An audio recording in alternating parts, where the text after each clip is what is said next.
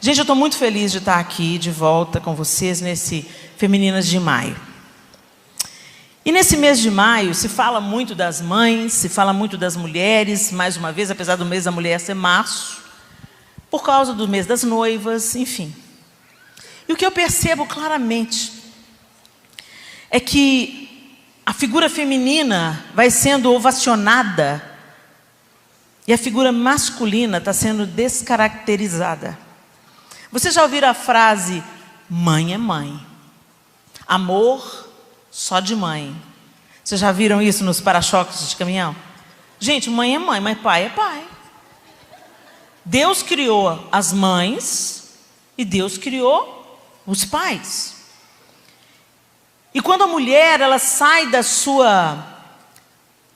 do seu lugar em Deus, é muito comum ela se revoltar contra os homens e ela começar a desrespeitar a figura masculina, e isso tem trazido prejuízo para as nossas crianças, para os nossos jovens, mas tem trazido prejuízo muito mais sérios do que a ausência do pai ou uma figura de pai deformada.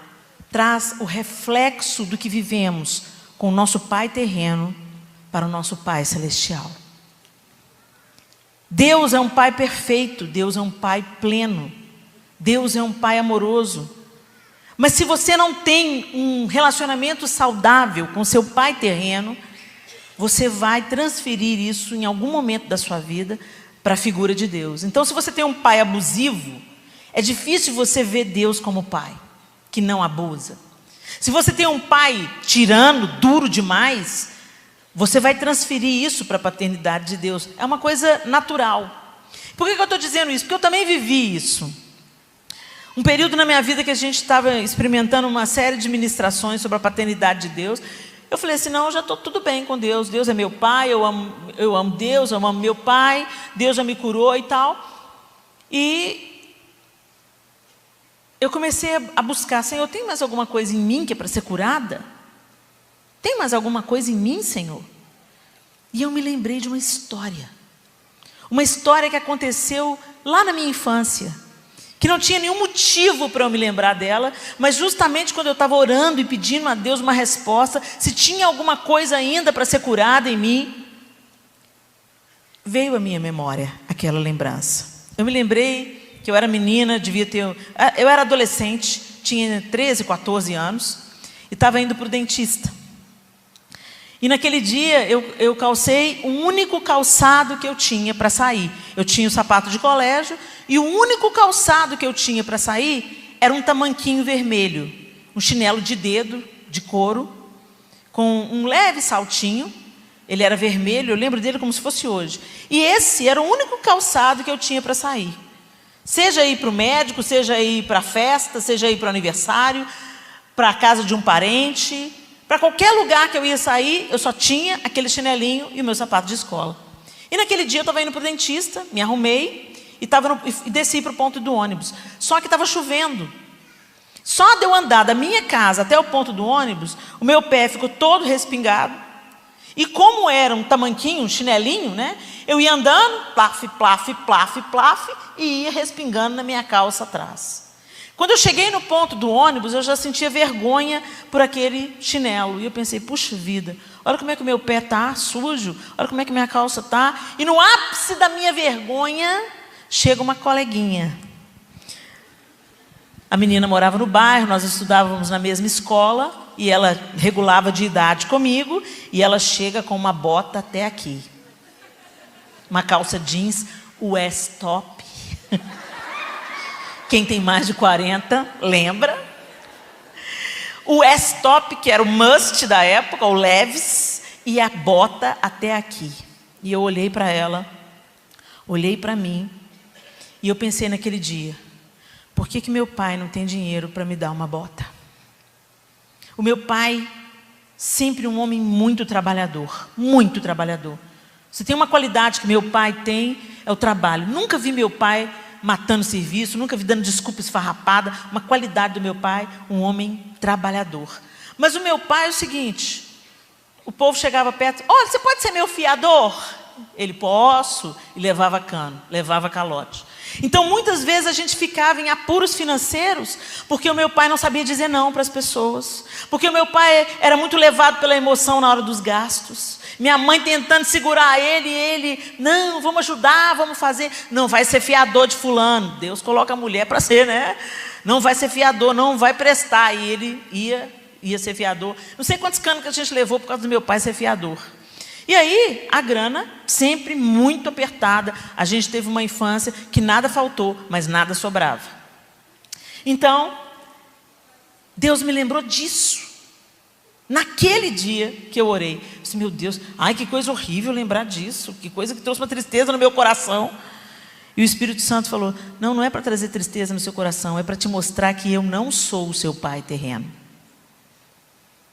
Quando eu ouvi essa voz dentro de mim, eu imediatamente me lembrei que às vezes as pessoas falavam, não, Deus vai te abençoar, aos seus amados Ele dá enquanto dormem. Isso é conversa de preguiçoso, vai trabalhar, levanta, vai trabalhar, Deus já te deu saúde, inteligência, para de ficar esperando a coisa cair do céu, Deus tem coisa mais importante para fazer. E Deus foi corrigir esse equívoco que eu tinha dentro de mim, porque eu achava o seguinte, meu pai tinha coisas mais importantes, contas mais sérias para pagar, do que comprar uma bota para mim. E Deus falou comigo, eu não sou o seu pai terreno, eu sou o dono do ouro e da prata, e eu te dou o que me apraz te dar. Confie em mim, como Deus que provê as suas necessidades. Porque, gente, até a saúde que a gente tem para trabalhar, quem que deu? A inteligência que a gente tem para criar, quem que deu? Então é uma ilusão a gente pensar que a gente conquista alguma coisa na força do nosso próprio braço. O que nós somos e temos vem do Senhor. Ele é aquele que faz todas as coisas. E loucura é nós não reconhecermos o seu poder, a sua força e o seu cuidado conosco, quando Ele nos dá inteligência, capacidade, abre as portas e fecha as portas também para o nosso próprio bem. Quantas coisas a gente transfere para Deus por causa do nosso pai terreno? Dá uma pensada aí. Como é que foi o seu pai terreno? Como é o seu pai terreno? Às vezes você teve um pai ausente. E você sempre pensa, Deus tem coisa mais importante para fazer. Deus está ocupado com as guerras. Deus está ocupado com as ameaças dos Estados Unidos. Coreia. Eu vou pedir para Deus para suprir a minha necessidade. É por isso que Ele é Deus, gente. Ele não é limitado como nós somos. Ele não está ocupado para uma coisa. Ele é onipresente, onipotente, onisciente. Ele é Deus. Ele é Deus das grandes coisas e Deus das coisas insignificantes.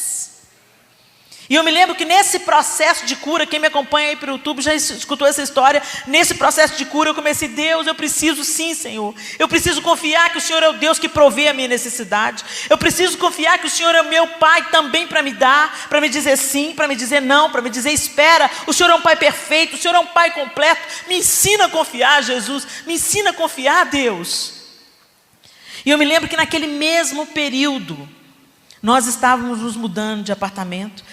Ele tinha aberto as portas para a gente fazer um financiamento da casa própria. E nós entramos na casa própria. Nós morávamos de aluguel há vários anos. E aí entramos no financiamento da casa própria. E eu estava tão feliz porque a gente ia mudar para a casa própria. Porque esses meninos já estavam quase pondo fogo no apartamento. A Sofia tinha 3 anos. E eles saíam do quarto, do pequeno apartamento. Dava 3 voltas em volta da mesa da sala. Voltava para o quarto de novo. Um gritava, começou o desenho. E eles voltavam para o quarto. Eu falei, meu Deus, por que esses meninos estão fazendo? O João falou assim, eu preciso de espaço. Não tem para onde correr, fica correndo em volta da mesa. E o prédio que a gente morava de aluguel não tinha área de lazer.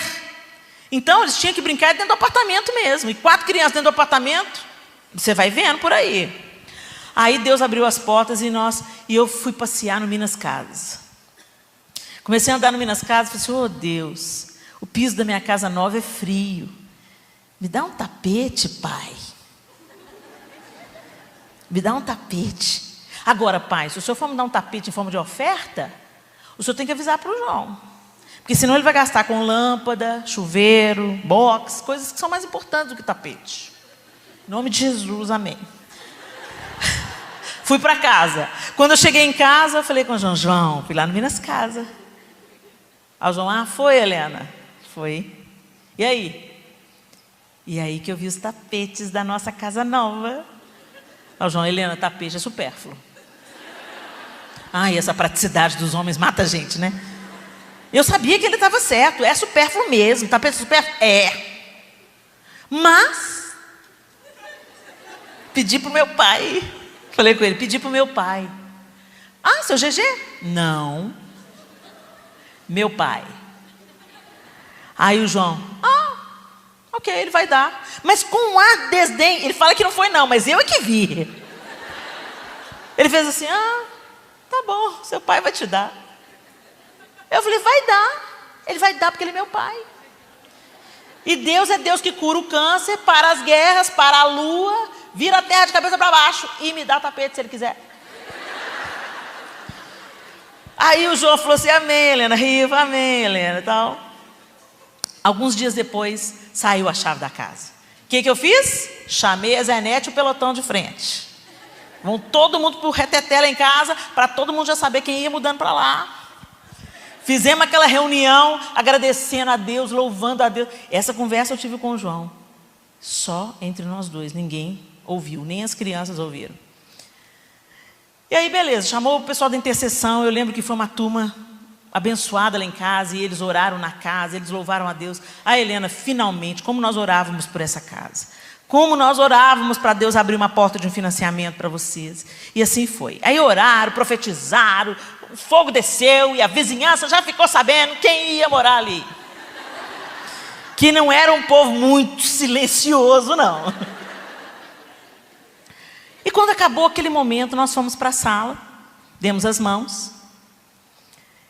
E a Zenete chegou até mim, tirou um envelope, pegou a minha mão, pegou a mão do João, colocou a mão do João junto com a minha e falou assim, Helena e João, nós nos reunimos aqui hoje, não estávamos preparados, mas resolvemos semear uma oferta na vida de vocês, para que vocês comprem os tapetes da casa de vocês. Ô, gente, quando eu ouvi isso, olhei para o João arregalou um olho desse tamanho e falou assim, ele deu! Ele deu! Sabe aquele espontâneo da Ana Paula nos braços do pai? Eu creio! O meu Deus é fiel! O meu Deus é fiel! Gente, eu ria, eu chorava, e os intercessores olhando para mim, tipo assim, o que aconteceu? Eu falei, peraí que eu vou contar a benção para vocês. Contei, eles glorificaram a Deus também. Resumo da história, gente. Deus é Deus. Ele não precisa me dar tapete. Tapete é supérfluo. Mas aquilo era mais importante. Eu vejo assim. Era mais importante para Deus me curar na minha insegurança, nos meus medos. E me mostrar que Ele é um pai de grandes coisas, de coisas insignificantes.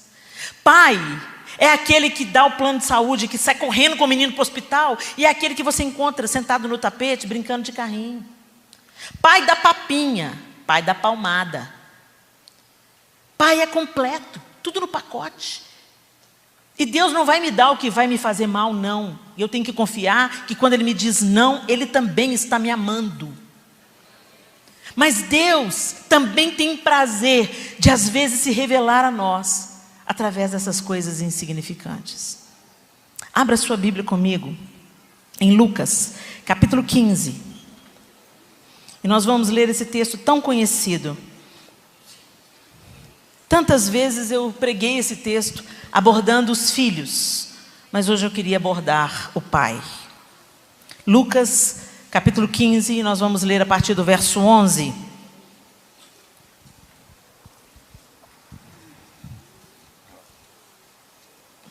O texto diz assim: Jesus continuou: um homem tinha 2 filhos. O mais novo disse a seu pai: pai, quero a minha parte da herança. Assim, ele repartiu sua propriedade entre eles. Não muito tempo depois, o filho mais novo reuniu tudo que tinha e foi para uma região distante. E lá desperdiçou os seus bens vivendo irresponsavelmente. Depois de ter gastado tudo, houve uma grande fome em toda aquela região e ele começou a passar necessidade.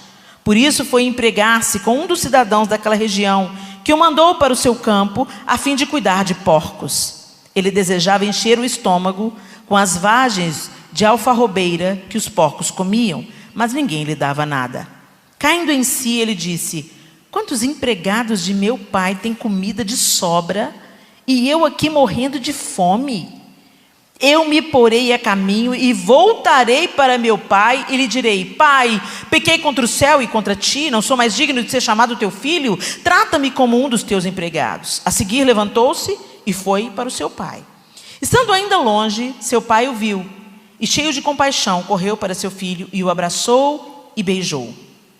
O filho lhe disse: pai, pequei contra o céu e contra ti, não sou mais digno de ser chamado teu filho. Mas o pai disse aos seus servos: depressa, tragam a melhor roupa e vistam nele, coloquem um anel em seu dedo e calçados em seus pés, tragam um novilho gordo e matem-no, vamos fazer uma festa e alegrar-nos, pois este meu filho estava morto e voltou à vida, estava perdido e foi achado, e começaram a festejar o seu regresso. Enquanto isso, o filho mais velho estava no campo. Quando se aproximou da casa, ouviu a música e a dança, então chamou um dos servos e perguntou-lhe o que estava acontecendo. Este lhe respondeu: seu irmão voltou e seu pai matou o novilho gordo, porque o recebeu de volta são e salvo. O filho mais velho encheu-se de ira e não quis entrar. Então seu pai saiu e insistiu com ele, mas ele respondeu ao seu pai: olha, todos esses anos eu tenho trabalhado como um escravo ao teu serviço e nunca desobedeci às tuas ordens. Mas tu nunca me deste nenhum cabrito para eu festejar com os meus amigos. Mas quando volta para casa esse teu filho, que esbanjou os teus bens com as prostitutas, matas o novilho gordo para ele. Disse o pai: meu filho, você está sempre comigo e tudo que tenho é seu. Mas nós tínhamos que celebrar a volta deste seu irmão e alegrar-nos, porque ele estava morto e voltou à vida, estava perdido e foi achado. Essa parábola do filho pródigo, ela está inserida em um texto de Lucas, logo após a parábola da ovelha perdida e a parábola da moeda perdida. Os fariseus estavam questionando por que Jesus estava sentado com pecadores e comia com pecadores e dava atenção àquelas pessoas que eles achavam desqualificadas.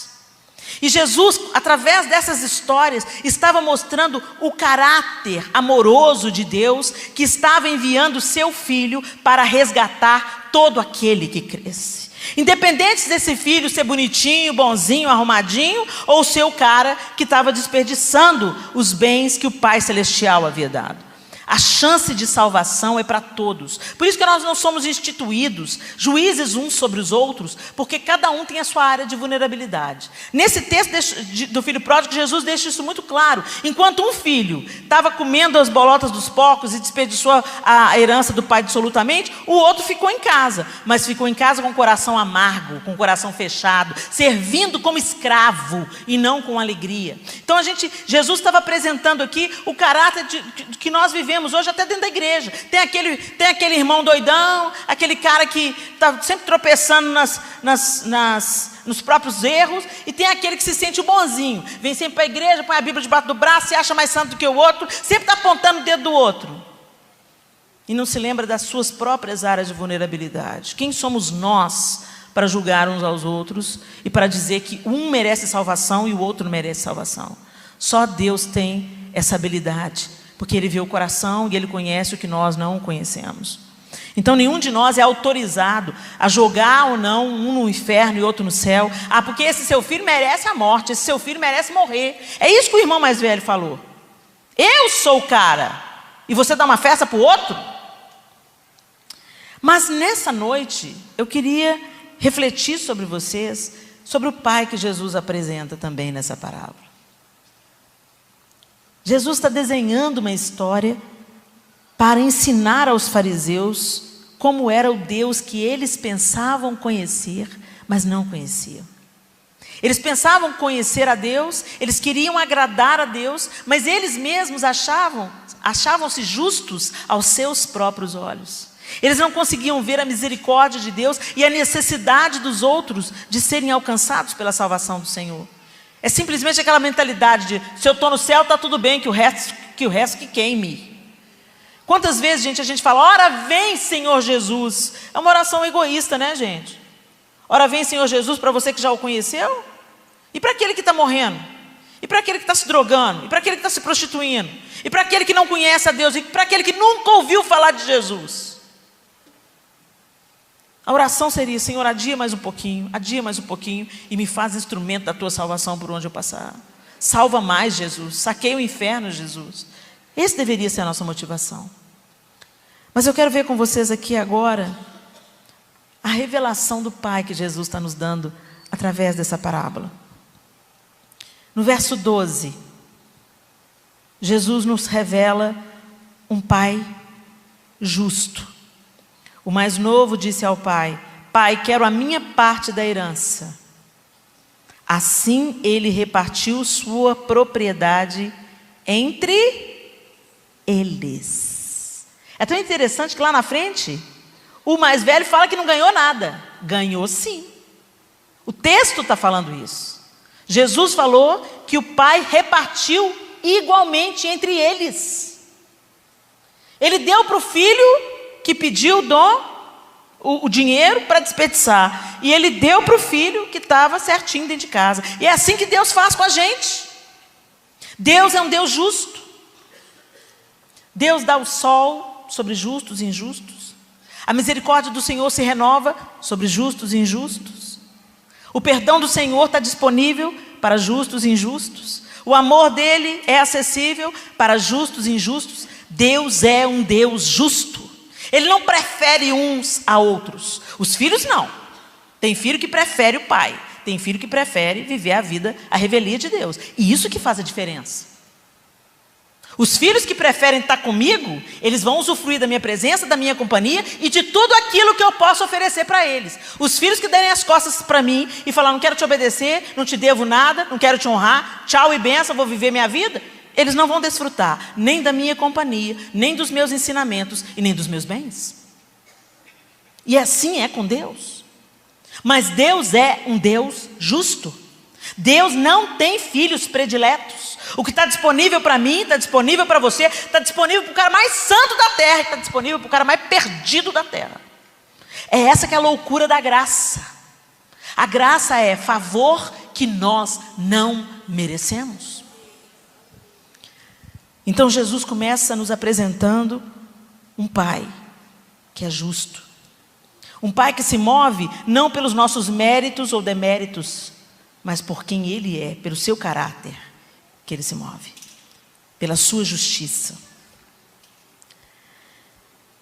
No verso 17 a 20, Jesus desenha para nós um Pai confiável. Olha aí do verso 17 ao verso 20, vamos lembrar? Caindo em si, ele disse: quantos empregados de meu pai têm comida de sobra? E eu aqui morrendo de fome. Eu me porei a caminho e voltarei para meu pai e lhe direi: Pai, pequei contra o céu e contra ti, não sou mais digno de ser chamado teu filho, trata-me como um dos teus empregados. A seguir, levantou-se e foi para o seu pai. Olha isso. Ele sabia que ele podia confiar. Ele sabia que ele não era digno, ele sabia que tinha pisado na bola, mas ele sabia que se ele voltasse para o seu pai, ele ia ter abrigo, ele ia ter comida, o seu pai nunca ia enxotar ele ia ser tratado como um dos empregados, mas que grande privilégio seria ser tratado como um dos empregados do pai, porque o pai era confiável. Deus é confiável. Nós cantamos aqui essa verdade hoje. Eu confio em ti, eu confio. Será que é mais uma canção mentirosa que a gente canta para Deus? Porque eu me lembro quando os meus filhos eram pequenos, o João falava para eles: vem no papai. Ele estava dentro da piscina e falava: vem para o papai. Os meninos não pensavam duas vezes, se julgavam. Eles tinham certeza que o pai deles não ia deixar ele se afogar. Era só o João falar: pode vir. Eles não sabiam se estava fundo, se era raso. Vão no mar? Quem vai no mar com a gente? Papai vai no mar. As ondas são grandes, mas papai está com a gente, né, Sofia? Então, eu posso confiar, eu estou com meu pai. A gente fala que confia em Deus, mas nós confiamos mesmo. Porque Deus é especialista de se manifestar nos 45 do segundo tempo. Não sei se com vocês é assim, comigo é. Ele vai esticando a minha confiança. Vamos lá, Helena, vamos lá. Vamos esticar essa confiança. Vamos treinar essa confiança. Porque eu quero te levar para lugares que você vai ter que aprender a confiar mais, a depender mais. Então eu vou esticar a sua confiança. 45 do segundo tempo, vamos para a prorrogação. Mais 2 minutos. Já aconteceu com vocês isso? Você está esperando uma resposta e a resposta não vem. Você está esperando uma provisão e a provisão não vem. E Deus está de olho na sua atitude enquanto você espera. Esse rapaz falou: eu posso ir. Eu não vou ser enxotado. Eu vou ser recebido. Que seja como empregado, mas eu vou ser recebido. Eu vou ser cuidado. Eu vou ter comida. Eu vou ter um teto. Confia. Ah, mas o meu pai falhou comigo, Helena. Mas Deus é um pai perfeito. O diabo, ele se deu muito bem desfigurando as figuras masculinas na nossa vida. Ele se deu muito bem voltando mulheres contra seus maridos. Essas mulheres desautorizaram a figura masculina e não ensinaram a próxima geração de homens a valorizarem mulheres. Então, uma geração abusiva gerou outra geração abusiva, que gerou outra geração abusiva. E o que o diabo quer fazer com isso? Uma supervalorização da mulher e desfigurando a figura masculina. Por quê? Porque a gente transfere isso para Deus. Apesar de a figura feminina também ter saído de Deus. Deus não é homem ou mulher, Deus é Deus. A imagem e semelhança de Deus, o homem foi criado. A imagem e semelhança de Deus, a mulher foi criada. Tem gente aí escandalizada com o filme A Cabana. Nossa, mas Deus, uma mulher. Deus é Deus. Deus se manifesta como Ele quer. Não estou dizendo que aquele filme é a verdade, é uma ficção. Isso ficou bem claro que é uma ficção. Mas por que não? Se o Imago Dei, a imagem foi feita, a imagem de Deus. E eu acho bonito no filme quando ele fala assim: nesse momento você precisa de uma mãe, não de um pai. Nessa dor que você está vivendo. E quando a gente vê na pessoa da Trindade, o Espírito Santo, como a figura feminina tem similaridades com o Espírito Santo. O Espírito Santo é Deus, está em Deus. Como que Deus não pode ter uma manifestação feminina, sendo que nós saímos dele? O pessoal fica vendo cabelo em ovo, ao invés de ir para a Bíblia, comparar, cegos pela religião. Mas a figura masculina é desfigurada e a gente imediatamente transfere isso para Deus. Agora, quando a figura feminina é exaltada, vocês sabem quem é exaltado. Deus é pai, Deus é mãe, Deus é completo, Deus é Deus. A maternidade nasceu nele, a masculinidade nasceu nele, a paternidade está nele. Deus é Deus. Se o seu pai não foi confiável, se o seu pai te abandonou, se seu pai te abusou, eu quero te dizer, Deus é um pai pleno, perfeito, completo e pode te curar. Mesmo os melhores dos pais, o melhor dos pais, ele falha, ele comete erros, não é? Tentando acertar como a gente erra como pais, como mães. Deus não. Deus é Deus. Outra coisa que Jesus desenha para a gente nessa parábola: um pai compassivo e amoroso, no verso 20. Vamos conferir o que está no verso 20? Olha aí comigo. A seguir levantou-se e foi para o seu pai.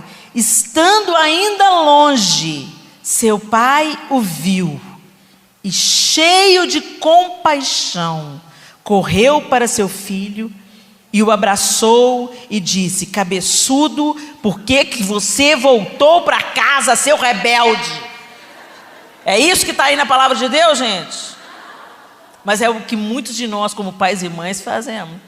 Quando o filho erra e volta atrás, a gente fala: eu falei com você, eu sabia que você ia voltar. Não é assim que a gente fala? Sabia que você ia se arrepender. Ainda bem que eu vivi para ver esse dia. Misericórdia. Que tolice. Olha o modelo de Deus aí. Deus falou. O pai falou. Estando ainda longe, seu pai o viu e, cheio de compaixão, correu para seu filho e o abraçou. E o beijou. O filho lhe disse, já com discurso: pai, eu pequei contra o céu e contra ti, eu não sou mais digno de ser chamado teu filho. Mas o pai disse aos seus servos: depressa, tragam a melhor roupa e vistam nele, coloquem um anel em seu dedo e calçados em seus pés, tragam um novilho gordo e matem-no, vamos fazer uma festa e alegrar-nos, pois este meu filho estava morto e voltou à vida, estava perdido e foi achado, e começaram a festejar o seu regresso. Gente, esse é o pai que nós precisamos conhecer. O Senhor não te acusa, o Senhor te absolve. O Senhor quer te ver são e salvo. O Senhor se alegra quando você caia na real, volta atrás, se arrepende, pede perdão, se humilha diante dele. Ele não vem te acusando. Pois é, nós vamos ter que negociar isso aí, porque você pisou muito na bola, né? Não. E o texto diz que ele traga uma roupa nova. Isso tem tudo a ver com o que Deus faz com a gente, né? Ele tira a nossa veste de injustiça, a nossa veste imunda pelo pecado, e nos veste de vestes brancas. Ele nos justifica em Jesus Cristo. Ele põe um anel, anel fala de autoridade. Ele nos restitui a autoridade de filhos. Quem tem anel é filho, não é escravo, é filho. Nossa identidade, filhos. Calça os nossos pés, para que a gente não se fira no nosso caminhar. E dá uma festa, manifesta a sua alegria. Oh filho, você entendeu, você voltou para casa.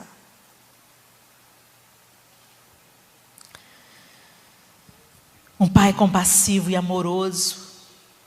Os versículos dizem que ele abraçou e beijou. Você já sentiu o beijo de Deus? É estranho a gente falar isso, né?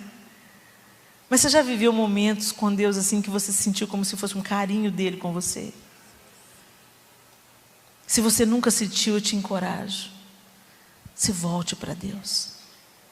Busque a paternidade, o colo paternal de Deus. Fala com Ele: Senhor, revela-te a mim como meu Pai. Eu quero sentir o seu colo. Gente, a primeira vez que eu ouvi aquela música do Cirilo, eu falei assim: meu Deus, o que é isso? Senhor, eu quero ficar contigo. Eu quero ser teu amigo. Quero comer no teu prato, calçar os meus pés nos teus sapatos e arrastar. Na, na, na, na, na, na, na, e arrastar. La, la, la, la, la, la, la. Jesus, eu quero vestir tua camisa com as mangas maiores que os meus braços, correr pela casa ao teu encontro e me abandonar no teu abraço e te abraçar. La, la, la, la, la, la, la, la. E te abraçar. Na, na, na, na, na, na, na. Jesus, eu quero muito você, pegar tuas sandálias e esconder para você não sair, pois eu quero estar perto de ti e me acalmar. Na, na, na, na, na, na, na. Me acalmar. Na, na, na, na, na, na. É isso que o Senhor quer que a gente seja como crianças, vestindo a camisa maior que os braços, arrastando a simplicidade que a intimidade com Deus dá. A religião não. Só a intimidade com Deus te faz sentir o abraço e o beijo de Deus. Jesus também está nos revelando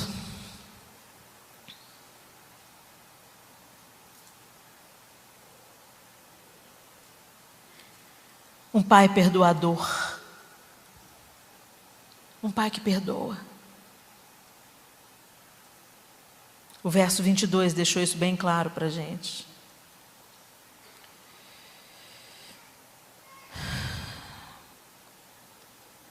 Tragam a melhor roupa, vistam nele, coloquem um anel em seu dedo e calçados em seus pés. Tragam um novilho gordo e matem-no, vamos fazer uma festa e alegrar-nos. Pois este meu filho estava morto e voltou à vida, estava perdido e foi achado. Se você volta, se você se arrepende, se você se volta para Deus, tem sempre perdão. Não interessa o que você tenha feito. Não interessa o que você tenha feito. Se você se arrepende, tem perdão para você. É algo que a gente não processa, né, gente? Imagina se Deus falasse com você assim, não, 70 vezes 7, você já ultrapassou a sua cota.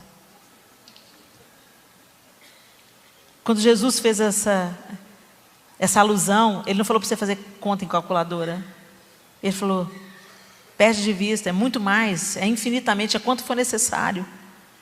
Nós ainda estamos debaixo da graça. Enquanto estivermos no tempo da graça, a porta está aberta, tem perdão para você. Um pai que se alegra na salvação e na obediência de seus filhos. Esse é Deus. E o verso 23 e 24 mostraram isso para a gente. Um pai que se alegra. Esse meu filho estava morto, estava perdido, foi achado. E começaram a festejar o seu regresso. Deus se alegra com a nossa obediência. A obediência não faz Deus te amar mais ou menos. A obediência te protege de um tanto de encrenca. A santificação não é para a gente se aproximar de Deus mais. A santificação não é para a gente fazer barganha. A santificação, eu gosto de uma ilustração que o pastor fez, é para poupar o mundo das nossas ruindades. Nós nos beneficiamos da santificação. Quando nós escolhemos a santidade como um estilo de vida, quantas encrencas a gente evita na vida. Deus vai continuar sendo santo, imutável, indestrutível. Nós vamos virar poeira e Deus vai continuar sendo todo poderoso. A minha santidade não afeta a santidade de Deus, mas a dele afeta a minha. A dele me transforma, a dele me cura, a dele me restaura, a dele me levanta, a dele me habilita, a dele me cobre de autoridade diante dos demônios. Santidade ao Senhor. Sede santos, porque Ele é santo. Filho parece com o Pai. Filho tem o DNA do Pai. Que a santidade seja o seu DNA. Amém? Outra face de Deus, característica do caráter de Deus que Jesus revela nessa parábola. Um pai que insiste. Olha o verso 29.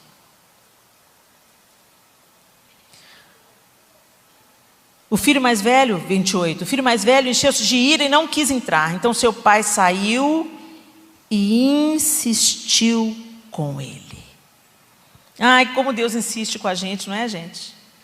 Você teima e Deus manda o profeta, Deus manda o CD, Deus manda a palavra. Um fala, dois falam, três falam. Você esbarra uma pessoa, você lê uma frase, o versículo que vem na sua caixinha de promessa. Deus fala o tempo inteiro. Mas às vezes nós somos obstinados e teimosos e não queremos ouvir. Porque a palavra não coincide com a nossa vontade. Então a gente fala, não, isso não é Deus não, isso é da carne. Isso é o diabo querendo me parar. Não, não é não. Deus também diz não. Mas a gente não quer ouvir. E Deus insiste, e insiste, e insiste. Quando a gente vai lendo a palavra, gente, antes de Deus executar juízo, sempre Ele envia o profeta antes. Deus nunca executou juízo, tipo assim, chegou e pegou todo mundo de surpresa. Sempre Ele envia o profeta, anuncia, fala. Os profetas eram mortos, os profetas eram escorraçados, ridicularizados, mas Deus sempre envia o profeta. Tem sempre um profeta falando que o povo não quer ouvir. O povo gosta de triunfalismo, você é cabeça e não cauda, você nasceu para vencer, você é isso, você é aquilo. Olha, o Evangelho de Jesus Cristo diz: negue-se a si mesmo, tome a sua cruz e siga-me. E a partir daí você vai ser habilitado a viver uma vida abundante. E uma vida abundante não é uma vida com fartura, não. Uma vida abundante é uma vida feliz em qualquer circunstância. Uma vida que não depende do que você tem, da aparência que você tem, da conta no banco, para você ser satisfeito, para você ser contente, para você partilhar a vida, para você viver com alegria, com plenitude. Isso é que é vida abundante. Não depende de coisas, não depende de terceiros, depende do seu relacionamento com Deus. Mas não, tem gente que não gosta dessa palavra, não, essa palavra não gosta, não. Eu quero aquela palavra, entendeu, que me enche de ânimo. Então vai cheio de ânimo para o inferno. Você quer ser animado?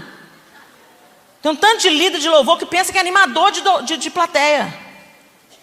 Porque o povo precisa de animação. O povo não precisa de animação, o povo precisa de conversão. O povo fala, tira o pé do chão. O povo tira o pé do chão, mas não tira o pé do pecado. Sai da igreja e vai para o motel. O pecado entrou com força dentro da igreja, o mundanismo entrou. E mundanismo, gente, não é painel de LED, não. Isso é tecnologia. Mundanismo é quando você continua com seu velho homem, as suas velhas práticas, seus pecados de estimação e pensa, é a graça. A Helena pregou lá na igreja que Deus não me ama pelos meus méritos e deméritos. Vamos para o próximo ponto.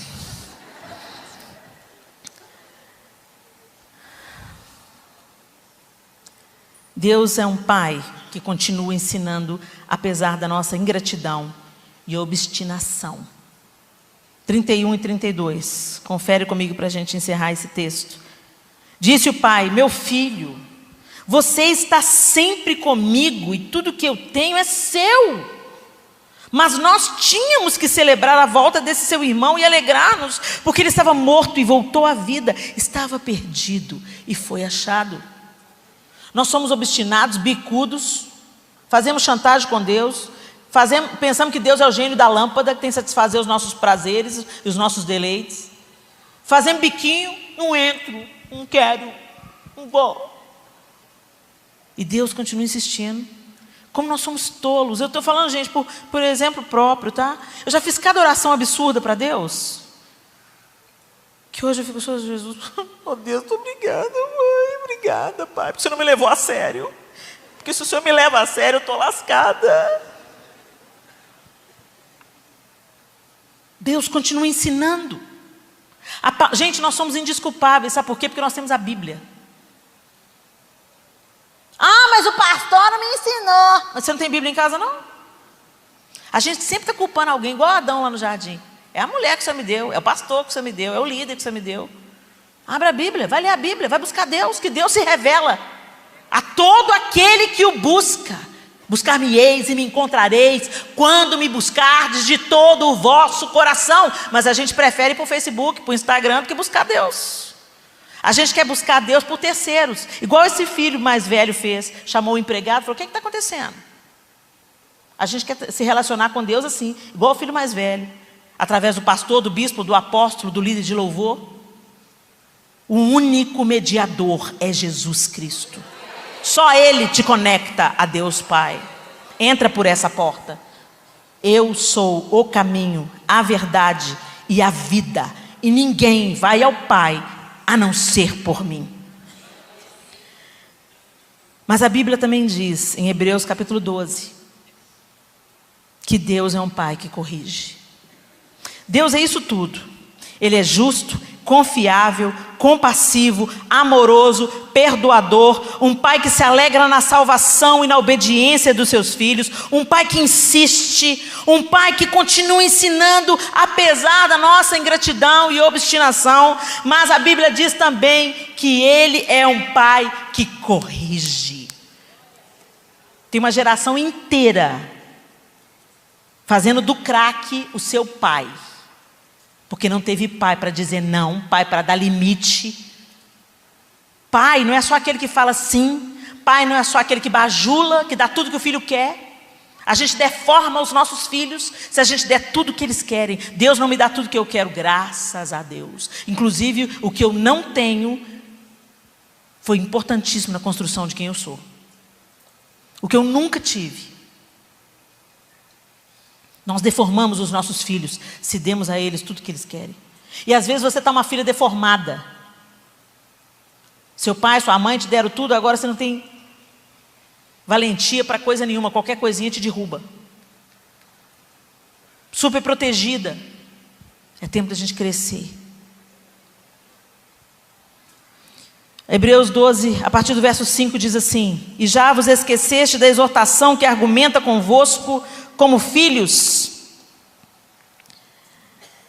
Ele está relembrando, fazendo alusão, o autor de Hebreus, a Provérbios 3, 11 e 12. Filho meu, não desprezes a correção do Senhor, e não desmaies quando por ele fores repreendido, porque o Senhor corrige o que ama e açoita qualquer que recebe por filho. Se suportais a correção, Deus vos trata como filhos, porque que filho há a quem o pai não corrija?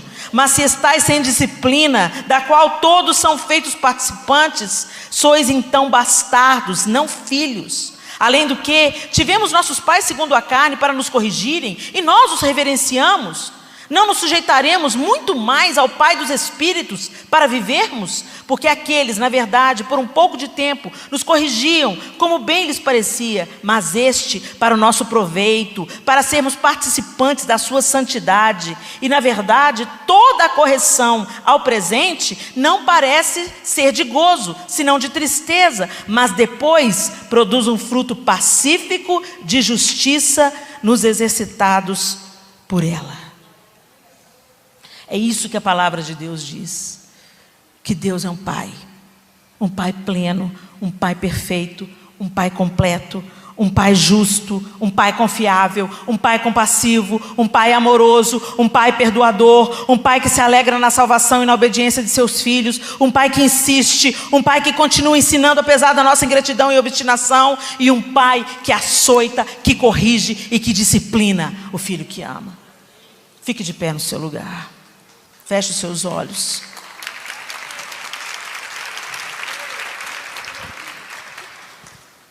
Talvez você tenha conhecido o Deus Criador de todas as coisas. Talvez Deus para você seja algo distante. Porque quando fala Deus é Pai, Pai é Pai. Dentro de você, mesmo inconscientemente, você rejeita isso pela figura paterna que você teve, ou que você tem. Pai? Pai para mim é sinônimo de violência, pai para mim é sinônimo de abandono, pai para mim é sinônimo de negligência, pai para mim é sinônimo de abuso, de abandono, de indiferença, de ausência.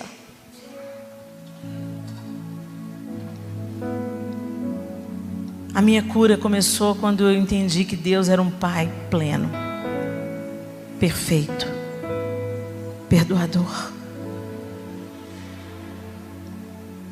que me corrige, mas que tem um amor imenso, que me limpa, que me dá banho, que me ensina, que me alimenta, que me corrige, que insiste, que perdoa, que me cura, meu remédio.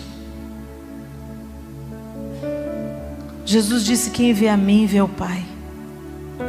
Às vezes a gente tem uma conexão imediata com Jesus, o Salvador, o que deu a vida, o que derramou o sangue, o que me reconcilia. Com quem? Com o Pai. Jesus veio para nos reconciliar com Deus, mas não apenas com o Deus Criador, com um Deus Pai. Pai que pega no colo, Pai que põe nos ombros, Pai que rola no tapete, Pai que faz cosquinha, Pai que encoraja, Pai que torce, Pai que ajuda, Pai que consola. Pai. Jesus veio porque o Pai o enviou.